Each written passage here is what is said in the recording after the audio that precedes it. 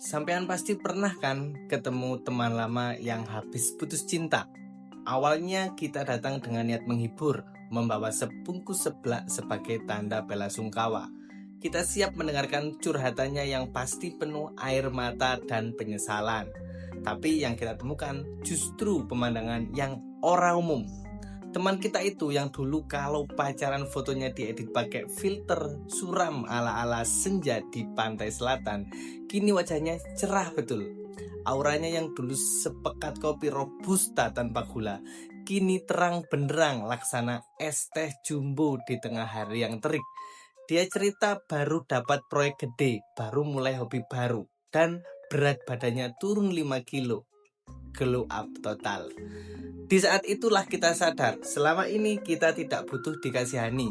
Dia hanya butuh pergi dari hubungan yang salah. Dan fenomena agung inilah, saudara-saudara, yang sedang dipertontonkan tanpa sensor oleh sebuah klub sepak bola asal Inggris bernama Manchester United. Klub yang, mari kita akui dengan berat hati, telah berevolusi menjadi sosok pacar toksik. Tipe pacar yang hidup dari kejayaan masa lalu, yang hobinya pamer foto album zaman kuliah saat masih jaya-jayanya. Tapi untuk masa kini, kerjanya hanya menebar insecure, drama, dan ekspektasi yang bikin sumpek. Jangan percaya saya, mari kita buka berkas barang buktinya. Ini adalah daftar para korban yang berhasil melarikan diri lalu mendadak menemukan potensinya yang terkunci. Anthony Elanga, di United dia adalah anak bawang yang kalau salah oper langsung dipelototi senior dan diteriaki supporter dari tribun. Dia dibuat merasa bahwa dirinya hanyalah sebatas pemain figuran. Begitu angkat kaki dari lingkungan yang menghakimi itu, ia mendarat di Nottingham Forest dan langsung terpilih jadi pemain terbaik di Liga Champions.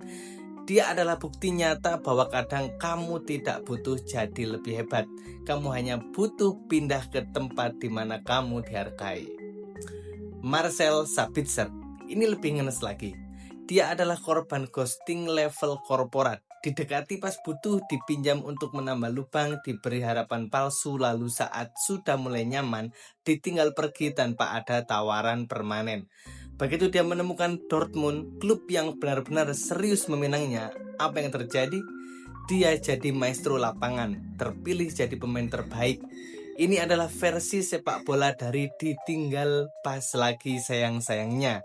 Lalu si mantan langsung dapat yang lebih baik dan pamer cincin di IG. Sakitnya sampai ke tulang rusuk. Itu kan yang sudah jadi mantan. Oke, Højlund sama Rashford masih di sana. Justru itu intinya. Højlund dan Rashford adalah potret paling menyedihkan dari semua ini. Mereka adalah kaum bucin yang masih bertahan, yang masih berharap bisa memperbaiki hubungan dari dalam. Mereka punya talenta luar biasa, tapi kapan talenta itu meledak? Hanya sekali. Dalam momen-momen singkat. Seperti pasangan LDR yang baru saja mesra pas awal-awal ketemu doang. Sebelum kembali ke realita pahit sehari-hari, penampilan gemilang mereka di 1-2 pertandingan itu adalah teriakan minta tolong dari potensi mereka yang terpendam. Sebuah sinyal bahwa aku bisa sehebat ini loh, kalau saja lingkunganku tidak sekacau ini. Pada akhirnya ini bukan lagi soal MU, ini soal kamu. Iya, kamu. Coba ngaca. Jangan-jangan MU itu bukan klub di Liga Inggris, tapi meja kerjamu sekarang yang setiap hari menyedot semangat hidupmu. Jangan-jangan ia adalah circle pertemananmu yang isinya hanya kompetisi terselubung dan gibah yang tidak sehat. Atau yang paling menakutkan, jangan-jangan Manchester Unitedmu adalah orang yang namanya paling sering muncul di ponselmu, orang yang membuatmu merasa kecil, cemas, dan selalu salah, tapi kamu terlalu takut untuk pergi karena kenangan manis. Lalu, kisah para mantan MU ini adalah tamparan pengingat kasar bahwa terus-menerus mencoba bertahan di tempat yang salah tidak akan membuatmu jadi pahlawan. Itu hanya akan membuatmu jadi korban selanjutnya. Mungkin ini saatnya berhenti menjadi bucin buta dan mulai menjadi elanga untuk ceritamu sendiri. Pergi, temukan dirimu dan biarkan dunia melihat betapa berbedanya dirimu saat akhirnya kamu bahagia. Nah, para mitra, kalau kalian suka dengan video seperti ini, silakan support kami dengan like dan subscribe. Tentu saja, berikan komentar.